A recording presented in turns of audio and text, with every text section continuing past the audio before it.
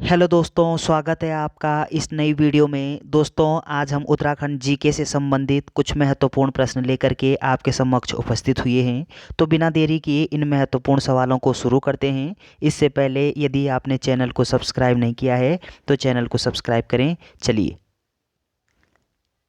इस वीडियो का पहला प्रश्न है कि प्रथम द्रोणाचार्य पुरस्कार प्राप्त करता है। तो आपको बताना है कि उत्तराखंड में प्रथम द्रोणाचार्य पुरस्कार ये किसको दिया गया था।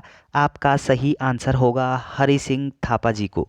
तो हरि सिंह थापा जी ये उत्तराखंड के प्रथम व्यक्ति हैं जो द्रोणाचार्य पुरस्कार प्राप्त हैं।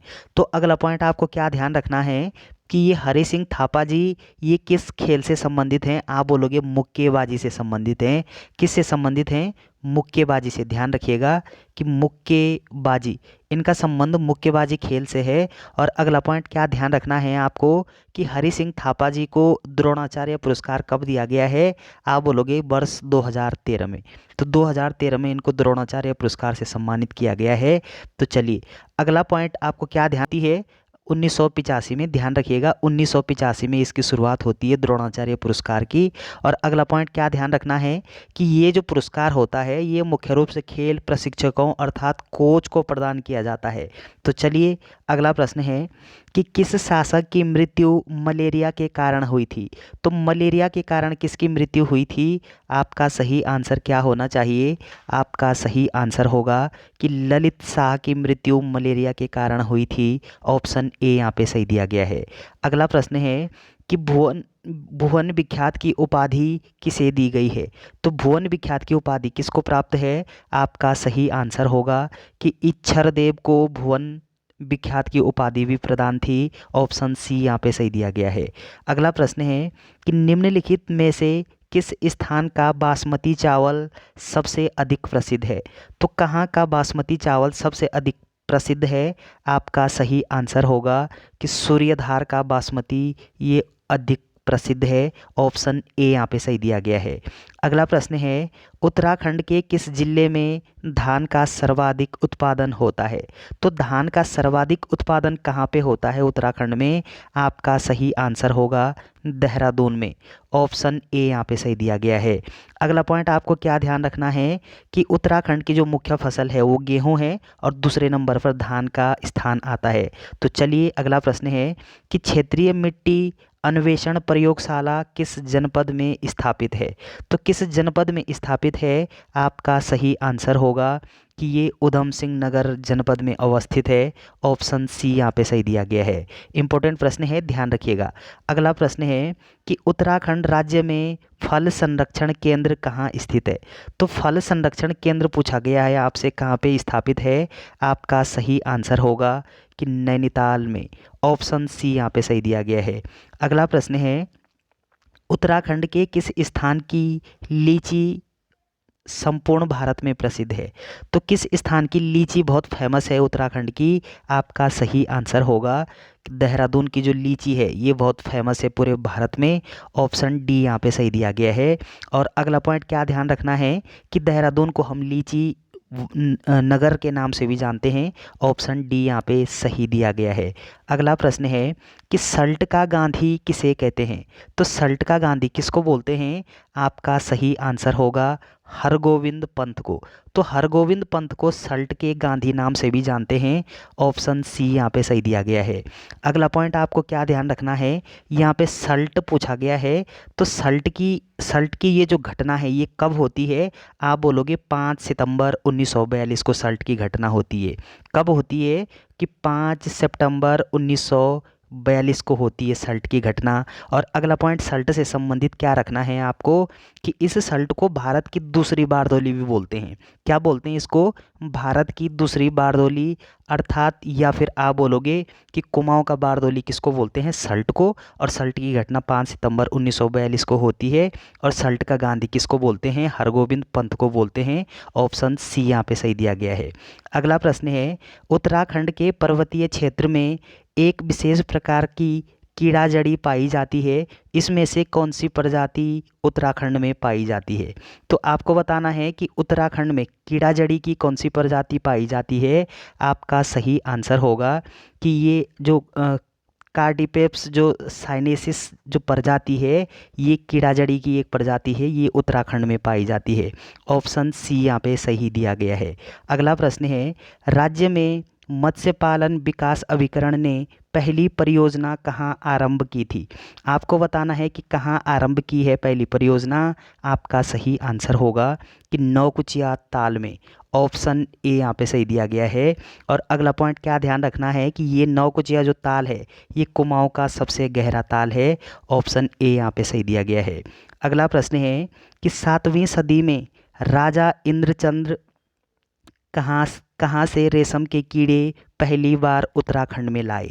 तो उत्तराखंड में रेशम के जो कीड़े हैं वो सबसे पहले किसने लाए थे उत्तराखंड में? आप बोलोगी राजा इंद्रचंद के द्वारा लाया गया था। और कहाँ से लाया गया था 7वीं सदी में? आपका सही आंसर होगा कि 7वीं सदी में ये चीन से लाए गए थे। ऑप्शन ए यहाँ पे सही दिया गया है। तो ध्यान रखिएगा, महत्वपूर्ण सवाल है।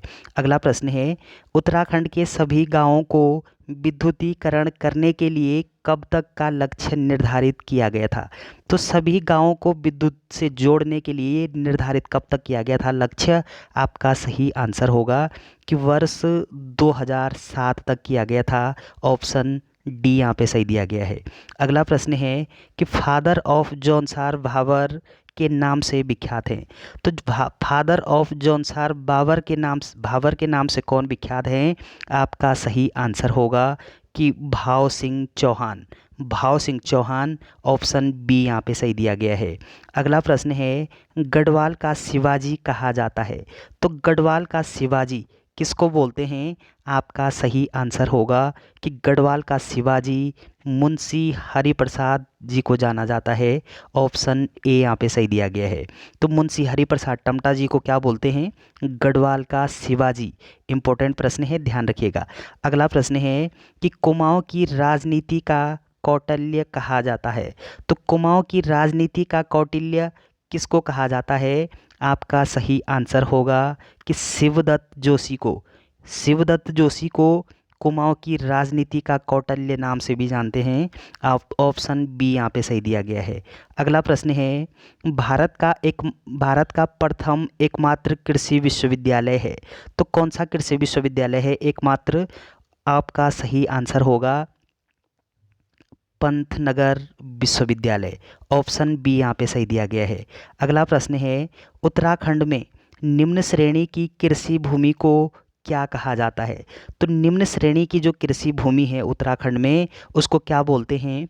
आपका सही आंसर होगा खील। तो निम्न कृषि जो भूमि है उसको खील नाम से जानते हैं। ऑप्शन ए यहाँ पे सही दिया गया है। अगला प्रश्न है, उत्तराखंड में सेब की खेती को उगाने का श्रेय किसे जाता है? तो सेब की खेती उगाने का श्रेय किसको जाता है? आपका सही आंसर होगा कि फ्रेडरिक विल्सन को। तो फ्रेडरिक विल्सन को जाता है। ऑप्शन ए यहाँ पे सही दिया गया है। अगला प्रश्न है, उत्तराखंड राज्य में गन्ने की कृषि सीमित है। तो गन्ने की कृषि कहाँ पे सीमित है? आपका सही आंसर होगा देहरादून तथा उधम सिंह नगर में गन्ने की खेती अधिक होती है। ऑप्शन सी यहाँ पे सही दिया गया है। अगला प्रश्न है, निम्न में से किस प्रकार की भूमि पर उत्तराखंड में मुख्यतः धान उगाया जाता है? तो धान किस प्रकार की भूमि पर उगाया जाता है उत्तराखंड में? आपका सही आंसर होगा कि तलाव भूमि पर। तलाव भूमि पर धान की जो खेती है वो अधिक होती है। ऑप्शन ए यहाँ पे सही दिया गया है। अगला पॉइंट क्या ध्यान रखना है कि तलाव भूमि किसको बोलते हैं? जहाँ पे सिंचाई की सुविधा भरपूर होती है। ऑप्शन ए यहाँ पे सही दिया गया है, उसको तलाव भूमि के नाम से भी जानते हैं। चलिए अगला प्रश्न है, उत्तराखंड में सर्वाधिक क्षेत्रफल पर उत्पादित की जाने वाली मुख्य फसल कौन सी है? तो मुख्य फसल कौन सी है उत्तराखंड की जो सर्वाधिक क्षेत्रफल पर उगाई जाती है या उत्पादित की जाती है? आपका सही आंसर होगा कि गेहूँ। तो वो गेहूँ फसल है जो सर्वाधिक क्षेत्रफल पर बोई जाती है और उसके बाद धान का नंबर आता है। तो ऑप्शन बी यहाँ पे सही दिया गया है। अगला प्रश्न है, कुमाऊं क्षेत्र में सिंचाई का सबसे प्रमुख साधन क्या है? तो कुमाऊं में सिंचाई का प्रमुख साधन क्या है? आपका सही आंसर होगा नलकूप। ऑप्शन बी यहाँ पे सही दिया गया है। अगला प्रश्न है, बद्रीनाथ की शीतकालीन पूजा होती है। तो बद्रीनाथ की शीतकालीन पूजा कहाँ पर होती है? आपका सही आंसर होगा कि बद्रीनाथ की शीतकालीन पूजा ये जोशीमठ में होती है। ऑप्शन बी यहाँ पे सही दिया गया है। अगला प्रश्न है, उत्तराखंड का वेद व्यास कहा जाता है। तो उत्तराखंड का वेद व्यास किसको बोलते हैं? आपका सही आंसर होगा कि उत्तराखंड का वेद व्यास यशोधर मठपाल जी को बोला जाता है। ऑप्शन ए यहाँ पे सही दिया गया है। अगला प्रश्न है, पहाड़ का प्रेमचंद कहा जाता है। तो पहाड़ का प्रेमचंद किसको कहते हैं? आपका सही आंसर होगा कि विद्यासागर नौटियाल को पहाड़ का प्रेमचंद नाम से भी जानते हैं। ऑप्शन ए यहाँ पे सही दिया गया है। अगला प्रश्न है, उत्तराखंड राज्य की मुख्य खरीफ फसल कौन सी है? तो उत्तराखंड की मुख्य खरीफ की फसल कौन सी है? आपका सही आंसर होगा चावल। तो चावल किस प्रकार की फसल है? आप बोलोगे खरीफ की फसल है, और उत्तराखंड की भी ये मुख्य फसल है खरीफ की। ऑप्शन बी यहाँ पे सही दिया गया है। अगला प्रश्न है, वेदमाला नामक पुस्तक के लेखक है। तो वेदमाला नामक जो पुस्तक है ये किसके द्वारा लिखी गई पुस्तक है? आपका सही आंसर होगा कि हरिराम धस्माना जी के द्वारा लिखी गई पुस्तक है। कौन सी? वेदमाला। ऑप्शन सी यहाँ पे सही दिया गया है। अगला प्रश्न है, उत्तराखंड के किस जनपद का चावल विश्व प्रसिद्ध है? तो किस जिले का चावल विश्व प्रसिद्ध है? आपका सही आंसर होगा कि देहरादून जनपद का चावल ये विश्व प्रसिद्ध है। ऑप्शन सी यहाँ पे सही दिया गया है। अगला प्रश्न है, उत्तराखंड का गेहूं उत्पादक जनपद कौन सा नहीं है? तो उत्तराखंड में गेहूं किस जनपद में उत्पादित नहीं होता है? आपका सही आंसर होगा चंपावत में। तो चंपावत में गेहूं उत्पादित नहीं होता है।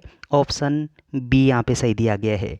अगला प्रश्न है कि कला वेदों का शिरोमणि दाता किस शासक को कहा जाता है? आपको बताना है कि कला वेदों का शिरोमणि दाता किसको कहते हैं, किस शासक को कहते हैं? आपका सही आंसर होगा कि सुदर्शन शाह को कहा जाता है। ऑप्शन बी यहाँ पे सही दिया गया है।